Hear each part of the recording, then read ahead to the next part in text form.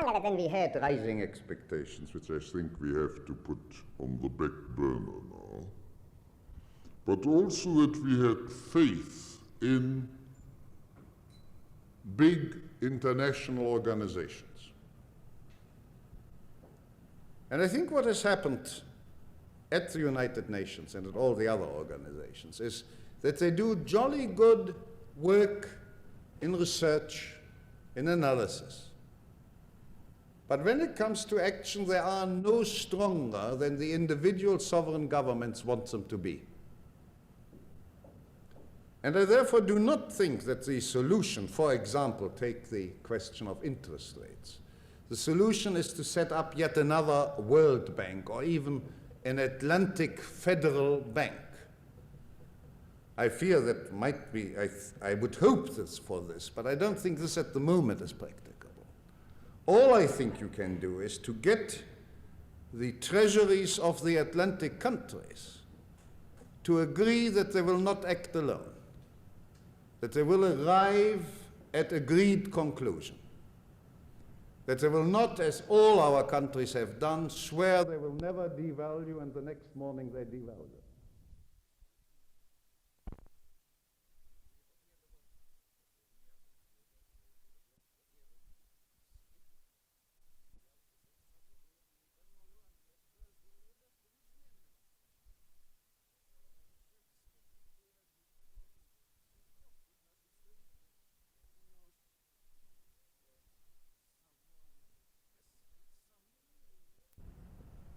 One of the origins, Mr. Chairman, of this trip I decided to make to the United States was the, to my mind, extraordinary short-sighted attitude of the Europeans vis-à-vis the Americans, both in the Arab-Israel war of just a year ago and of the ensuing energy crisis. And I thought that, for example, the refusal of various NATO countries, amongst them, alas, my own, to grant American aeroplanes overflight rights or landing rights was a deplorable lack of that cooperation which is part of the alliance which we must have. And the reaction to the nuclear alert, which the Americans found necessary, and as we know now rightly necessary to issue, is one of the darker chapters in the structured part of the Atlantic community. But consideration and cooperation can only be achieved in a constant process of consultation. Now, I'm not going to give you all the fields in which there must be consultation because time is rushing along. But I do believe that we can only achieve that sort of common management of common problems if we constantly consult. Now, all countries, the United States, Britain, France, all the other countries, are apt to consult when they want something from their allies, and apt not to consult and at best inform afterwards when they think they can get away with it. And I think it's a tribute to the alliance that it has survived 25 years of that sort of half-hearted consultation. As the internal strains resulting from the energy crisis, resulting from the inflation, resulting from the unemployment, balance of payments, stock exchange problems increases, the need for consultation will become greater, not less. And anyone who, without being an expert, looks at the imminent developments resulting from the changes which will follow on Tito's death. I know that generals and field marshals generally live for a very long time, but I think there's no known case in which even generals have proved immortal. So we must allow for a change in Yugoslavia. We may be faced with some very difficult decisions and the changing structure of the Italian government. We may be faced with new issues in the Middle East, all these things, to my mind, will have to be dealt with much closer consultation from both sides than they have been so far. Now, within the structured part of our relationship, our partnership, our community, at least there exist procedures for consideration, cooperation, and consultation. That, after all, is why it's structured. That's what's provided for in the NATO treaty. But coming now to the unstructured part, we have no such framework. And yet, if you look at the need for common action because our problems are common, I think you may well say that here such common action, such interaction, is even more needed than in the structured part, the field of defense, a field which is covered by a solemn, legally binding treaty like NATO.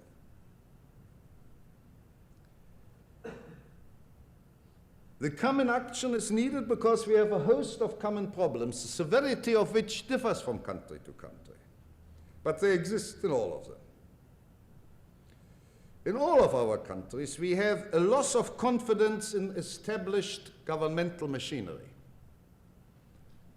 The reasons for that in the United States I need not tell you about, but you find similar doubts in the Scandinavian countries, you find doubts in Britain, you find doubts, as you have seen in the very narrow election results in France. You certainly find doubts in Italy.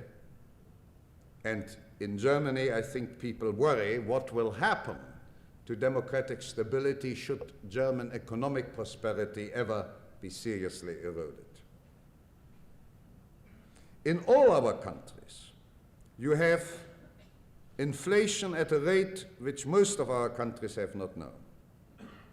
And although I'm very glad to see that for 1 month at any rate, the annual rate of inflation in Britain has dramatically dropped, I'm not going to believe that one swallow makes a summer. And Britain, like America, like France, like in fact all European countries, possibly even Germany and Switzerland, are faced with 2-digit inflation and all its consequences. One of these is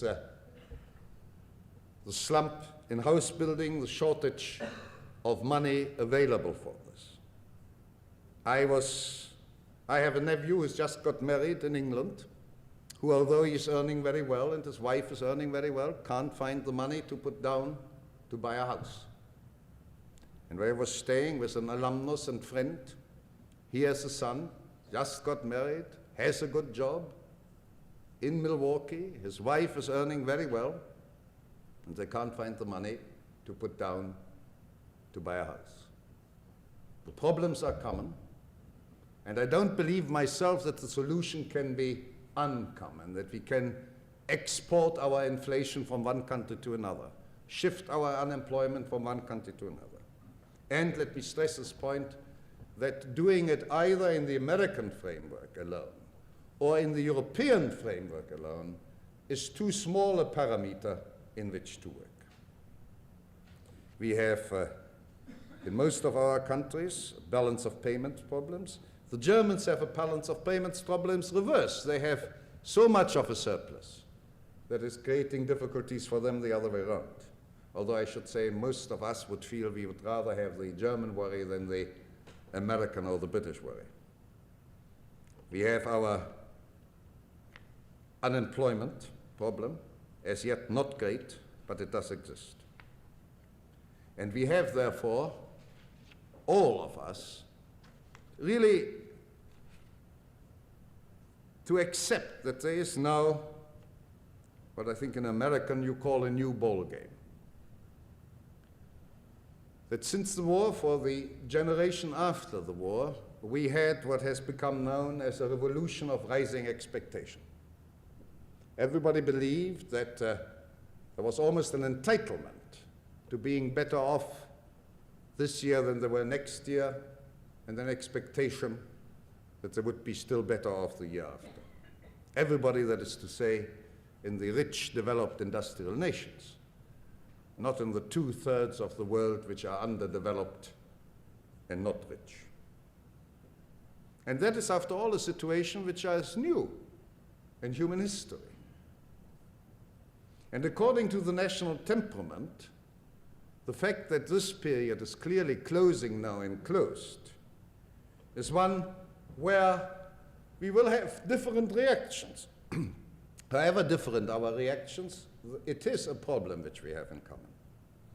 I can foresee that the much criticized British lack of over-ambition, the British contentment with one car and no air conditioning. Given the British climate, you really only need heating.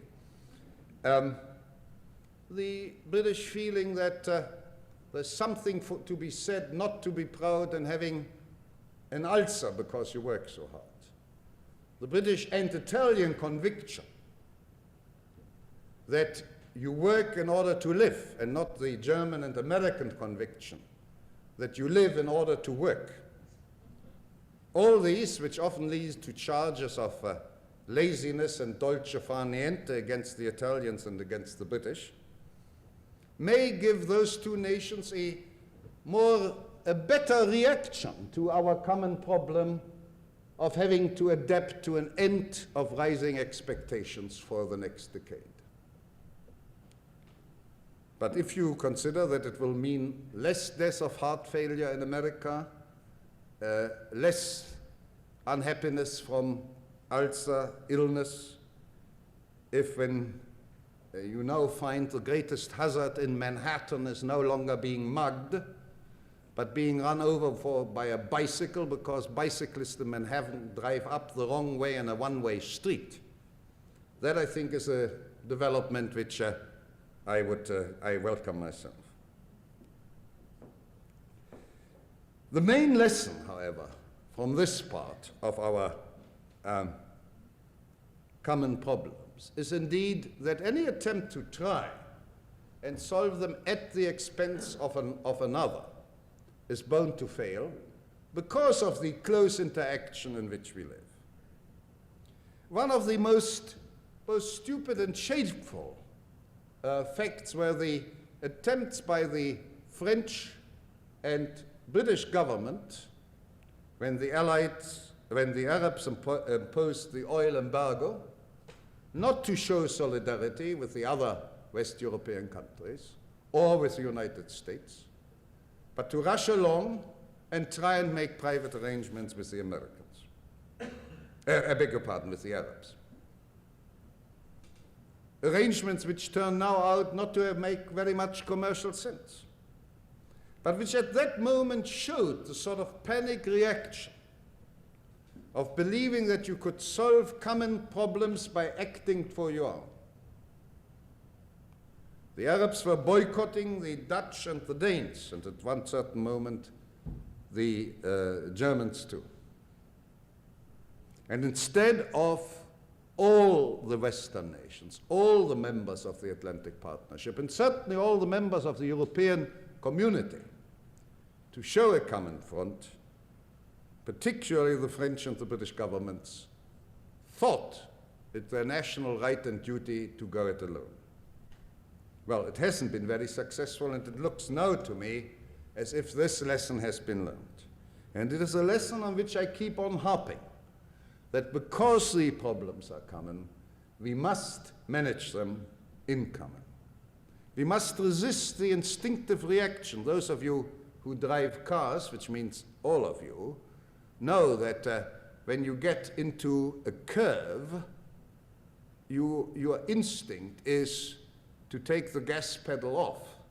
Well, of course, one knows that the safest thing, if you are going into a curve, provided your speed is reasonable, is to put more gas so as to get around it. And so it is in our reactions to the crisis which we are facing. The instinctive, century-old reaction is each for himself. But conditions have changed over the centuries, and I believe in this vast field of industrial, commercial relations, in, for example, the field of trade with the Soviet Union. Only common action can help us to solve our common problems. Now, so far I have talked of the Atlantic community as if there were two equal pillars. You may remember that the late John Kennedy talked of the Atlantic community as being based on two pillars. One, the United States, and the other, a united Europe.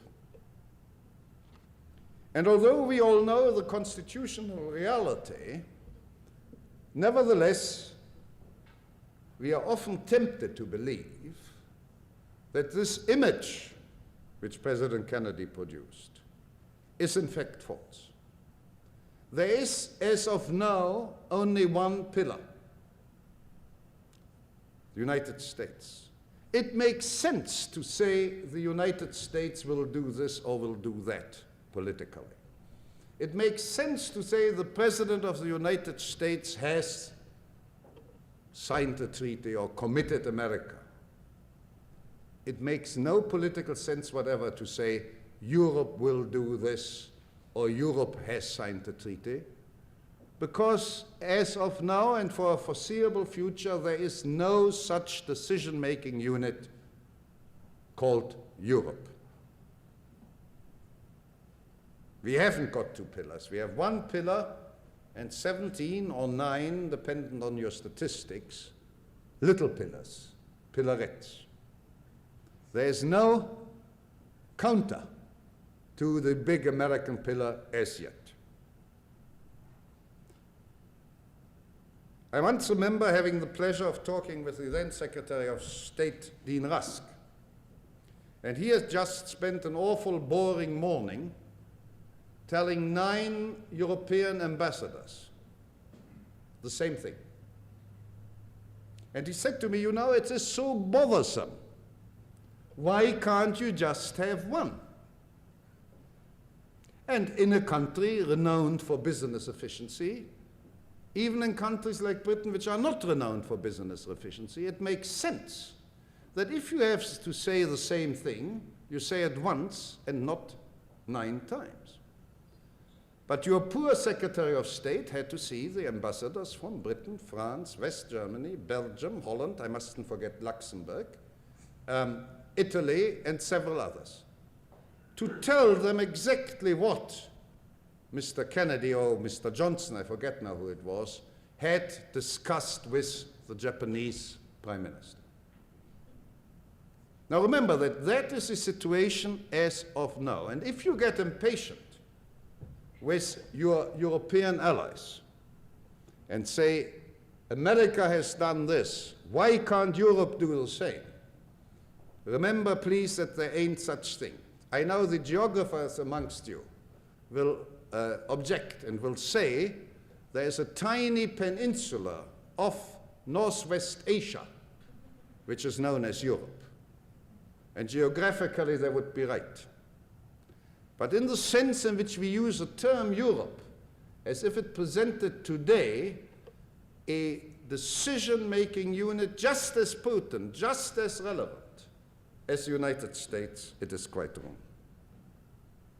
And I think it is right that we have a look together at that third part, at that second unstructured part and third part within the Western community when we consider the new relations of old friends.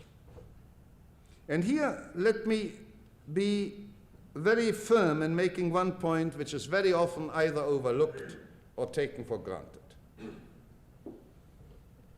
The great motor, the great propellant force, which led statesmen in Europe, Western Europe, and in the United States to agitate for a uniting or united Europe after 1945,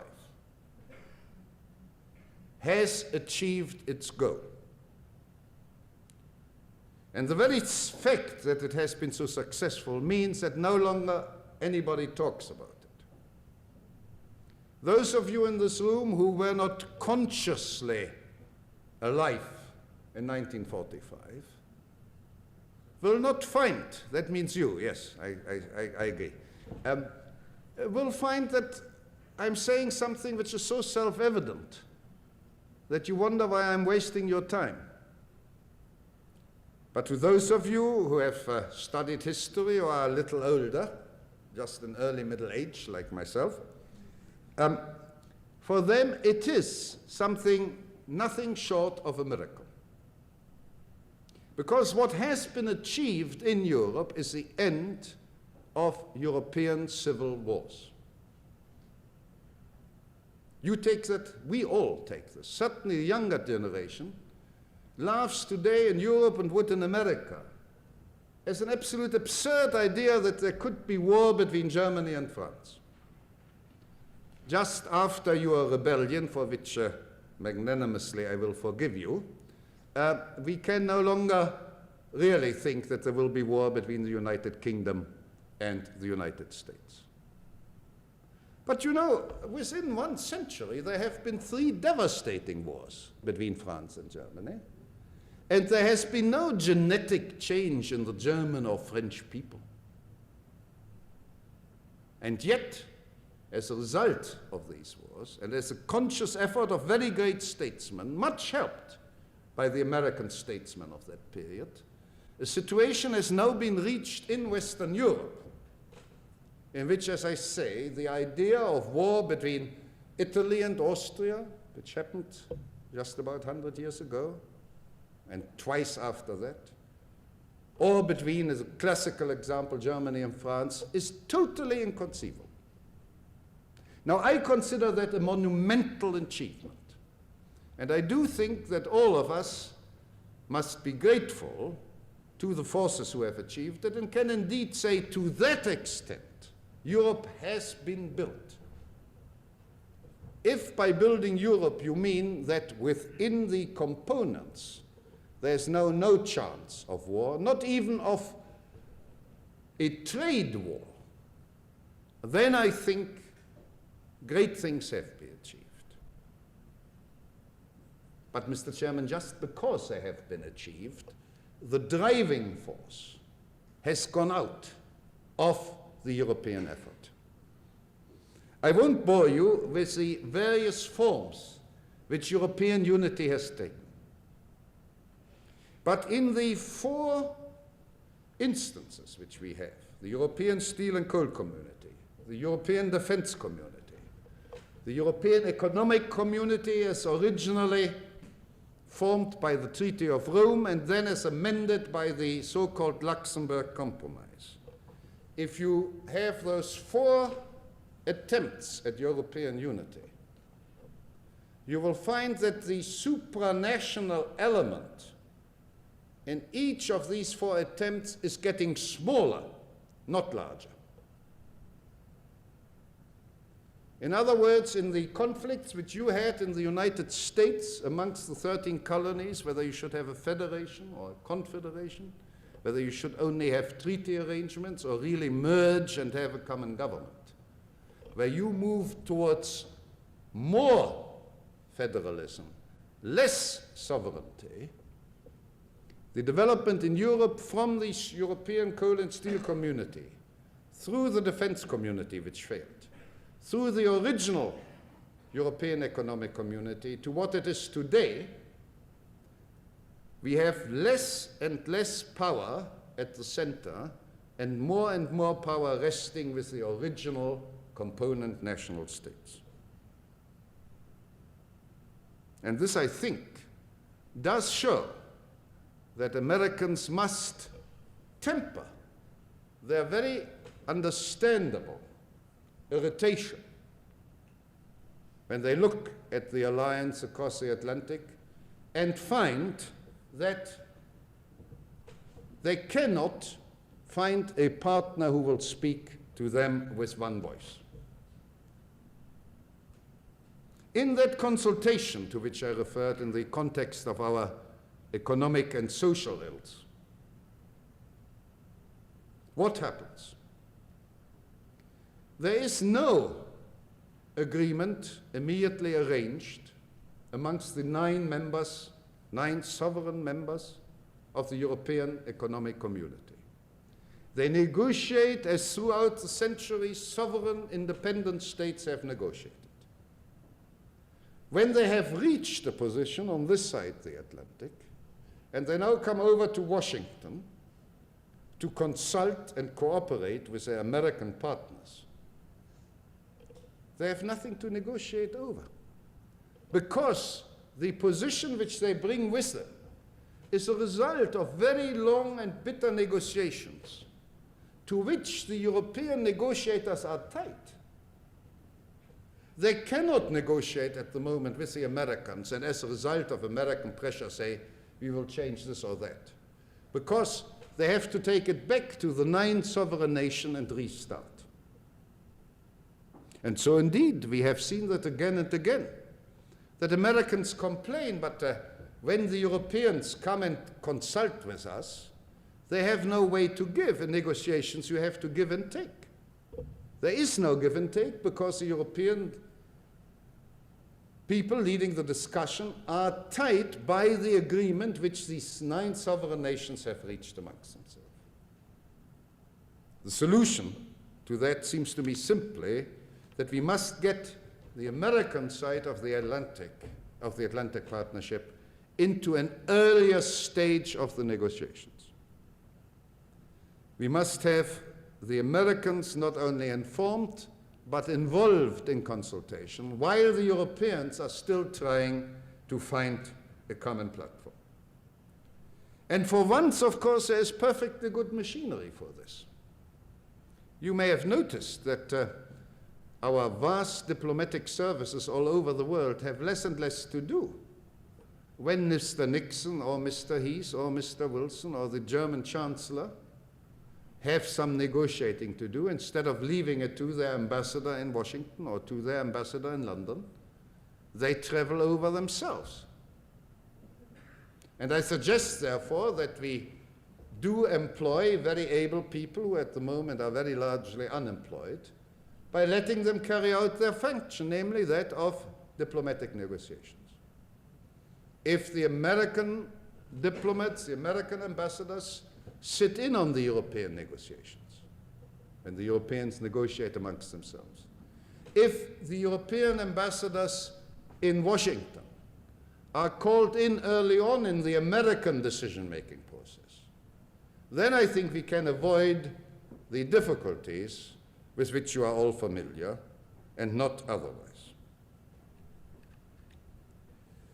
Now,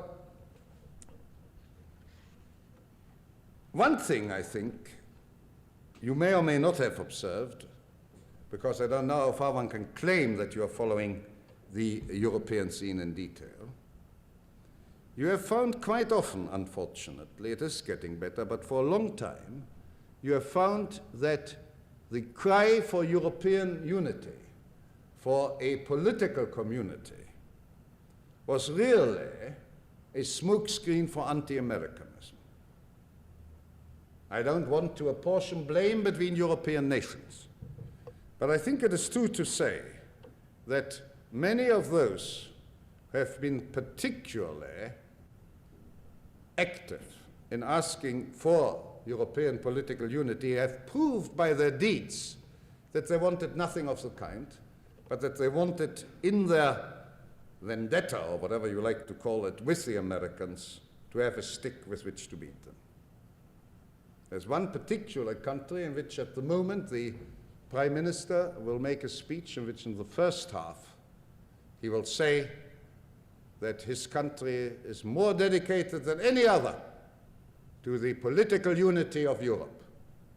And in the second half, he will say, our country, I won't name any names, our country must be totally free, sovereign, and independent.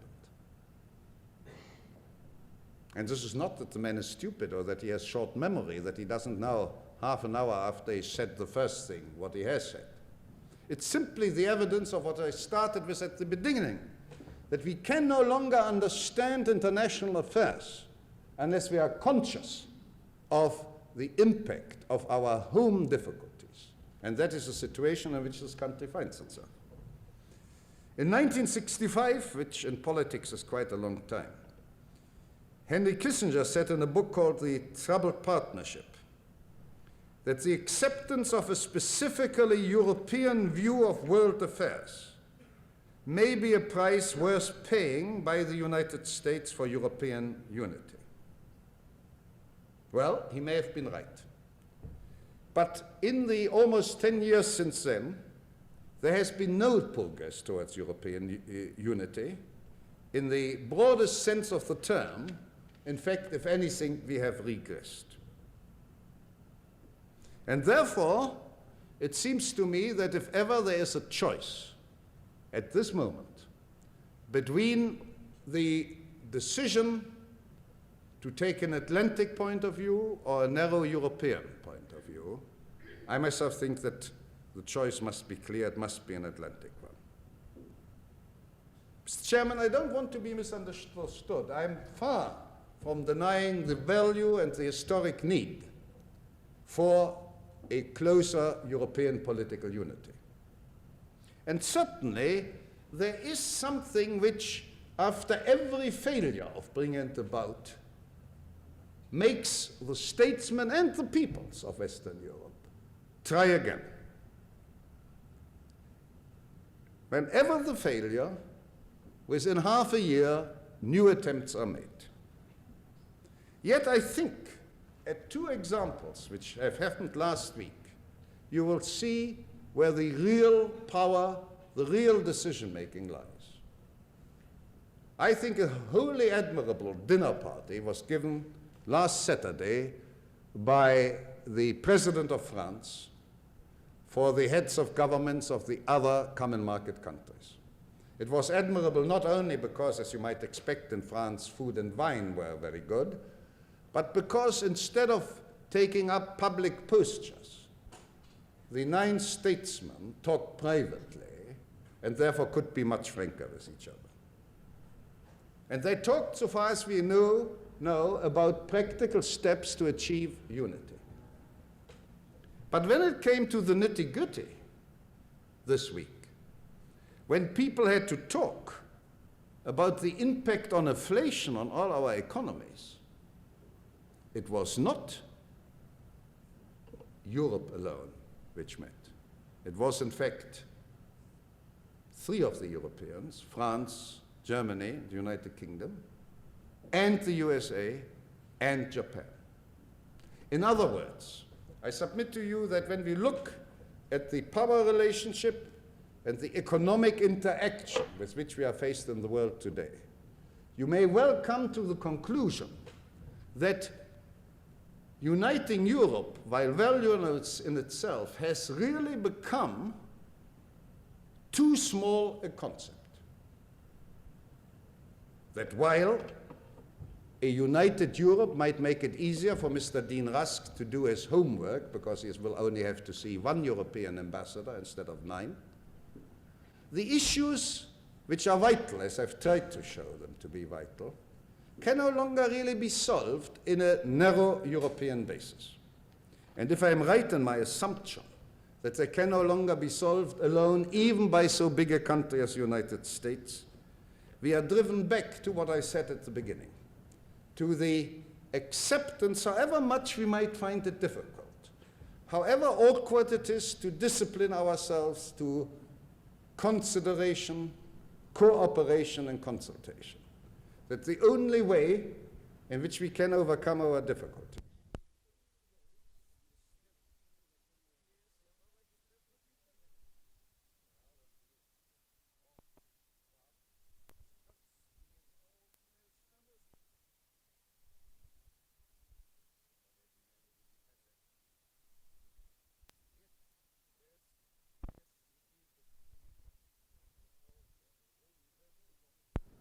Didn't just informed the others when they devalued.